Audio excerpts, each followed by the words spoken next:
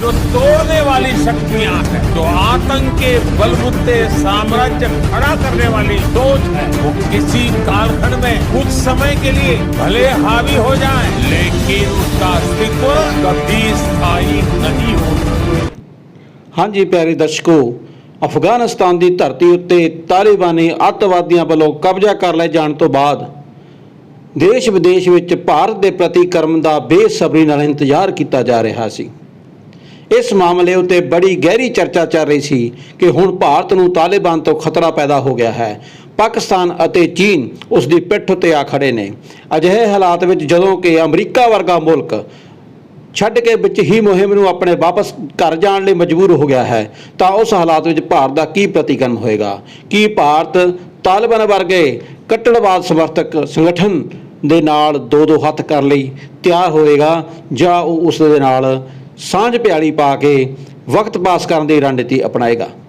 प्रधानमंत्री नरेंद्र मोदी हाल ही में उन्होंने एक वर्चुअल बैठक दौरान जो अपने तेवर दिखाए ने, जिस तरीके नाल उन्होंने अजिहे अतवादियों का, अजिहे जोर जबर करने वाले का इतिहास में जिक्र किया है और दस्या है कि ये बहुत थोड़े चेरे के हालात होंदे ने, तो उस तो लगता है कि प्रधानमंत्री नरेंद्र मोदी ने और भारत सरकार ने अफगानिस्तान उत्ते तालिबान उत्ते अपनी रणनीति जिहड़ी आ वो फाइनल कर ली है।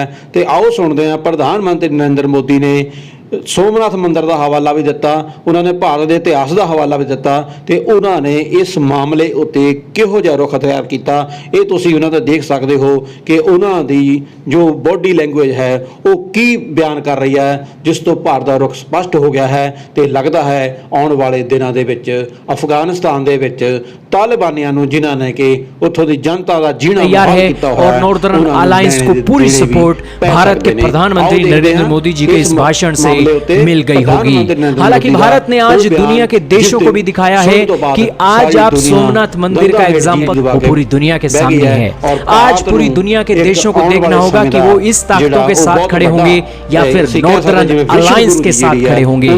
लेकिन दोस्तों, भारत की हुंकार जिस तरीके से नॉर्दर्न अलायंस के साथ है, उस हिसाब से हम कह सकते हैं कि जो तोड़ने वाली शक्तियां हैं, जो आतंक के बलबूते साम्राज्य खड़ा करने वाली सोच है, वो किसी कालखंड में कुछ समय के लिए भले हावी हो जाए, लेकिन उसका अस्तित्व कभी स्थायी नहीं होता। वो ज्यादा दिनों तक मानवता को दबाकर नहीं रख सकती। ये बात जितनी तब सही थी जब कुछ आतताई सोमनाथ को गिरा रहे थे, उतनी ही सही आज भी है जब विश्व ऐसी विचारधाराओं से आशंकित है। साथियों, सोमनाथ तो सदियों से सदाशिव की भूमि रही है और हमारे यहां शास्त्रों में कहा गया है, शम करोति सह शंकरः, अर्थात जो कल्याण को, जो सिद्धि को प्रदान करे वो शिव है।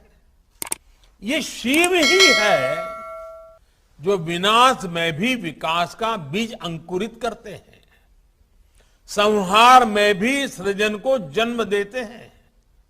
इसलिए शिव अविनाशी है, शिव अव्यक्त है और शिव अनादि है।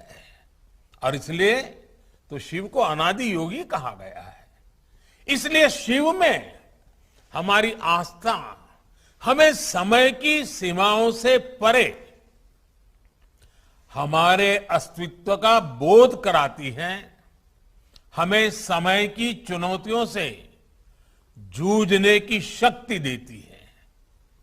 और सोमनाथ का ये मंदिर हमारे इस आत्मविश्वास का एक प्रेरणा स्थल है।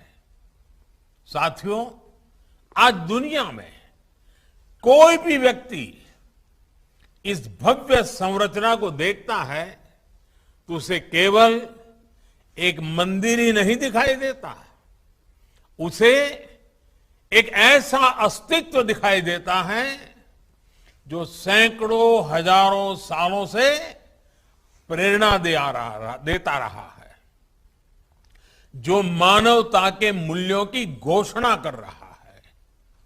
एक ऐसा स्थल जिसे हजारों साल पहले हमारे ऋषियों ने प्रभास क्षेत्र यानी प्रकाश का, ज्ञान का क्षेत्र बताया था। बोले सोनिहार